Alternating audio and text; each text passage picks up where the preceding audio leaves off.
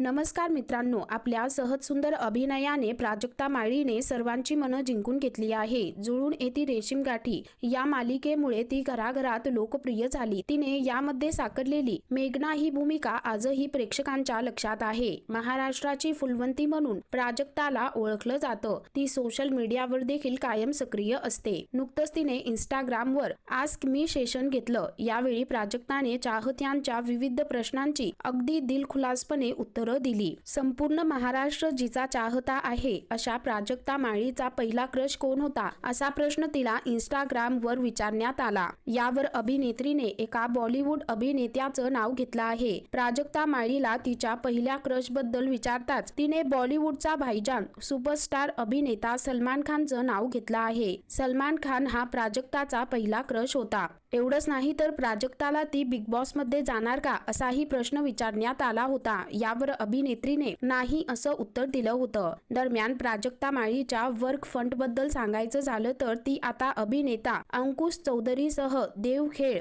या सिरीज मध्ये झळकणार आहे। याशिवाय महाराष्ट्राची हास्य जत्रा या कार्यक्रमाचं सूत्रसंचालन सुद्धा प्राजक्ताच करणार आहे। तर मित्रांनो, तुम्हाला मराठमोळी अभिनेत्री प्राजक्ता माळी आवडते का? खाली कमेंट करून नक्की कळवा।